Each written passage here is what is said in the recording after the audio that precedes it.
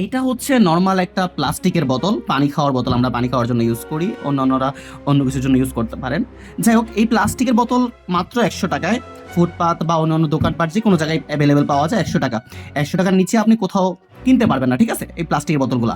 কিন্তু এই প্লাস্টিকের বোতল আসলে আমাদের কতটুকু ক্ষতি করে বা আমাদের কতটুকু লাভ হয়, এই প্লাস্টিকের বোতল হয়তো আপনি ইজিলি পেয়ে যাচ্ছেন বাসার আশেপাশে কোনো দোকানে বা ফুটপাতে বা সব জায়গায় 100 টাকা করে পানি বোতলগুলো পাওয়া যায় সিজনাল, ঠিক আছে।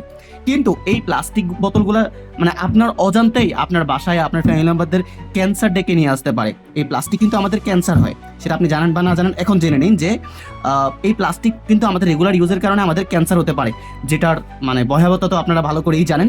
অবশ্যই কমেন্ট করে জানাবেন কীরকম ভয়াবহতা। তো এই প্লাস্টিক কিন্তু আপনার নষ্ট হয় না, পচে না। এই প্লাস্টিক কিন্তু 450 বছরেও কিন্তু ধ্বংস হয় না, নষ্ট হয় না। দ্যাটস ওয়াই আমাদের পরিবেশের ক্ষতি হয় অনেক। আমাদের ব্যালেন্স আছে পৃথিবীর যে ভারসাম্য সেটা নষ্ট করে। আর এই প্লাস্টিক কিন্তু আমাদের পৃথিবীর ধ্বংসের একমাত্র কারণ। এখন তাহলে সলিউশন কি? এই প্লাস্টিকের বোতল 100 টাকা, যেটা আমরা ইজিলি কিনতে পারতেছি। কিন্তু আমি যদি বলি এই পানি খাওয়ার বোতল আপনারা প্লাস্টিকের বোতল ইউজ না করে কাঁচের বোতল ইউজ করবেন। এখন আপনারা বলতে পারেন যে কাঁচের বোতল অনেক দাম। না, আমরা এই কাঁচের বোতলগুলা পানি খাওয়ার জন্য অনেক মোটা শক্তপোক্ত। এই কাঁচের বোতলগুলো আমরা দিচ্ছি মাত্র 50 টাকা করে। মাত্র কত টাকা? 50 টাকা। এছাড়াও আমাদের ফেজে বা আমাদের শপে অন্যান্য বোতল রয়েছে অ্যাভেলেবেল কাঁচের বোতল। এটা কত? মাত্র 50 টাকা। এটা হচ্ছে 50, এটা হচ্ছে 100। কিন্তু এটা প্লাস্টিক ক্ষতিকর, এটা কিন্তু আমাদের জন্য উপকারী। এটা রিসাইকেল করে ইউজ করা যায়। বুঝতে পারছেন? এটা আমাদের পরিবেশের জন্য ক্ষতি, নিজের জন্য সেফ। গরমকাল সামনে, পানি ঠান্ডা থাকবে।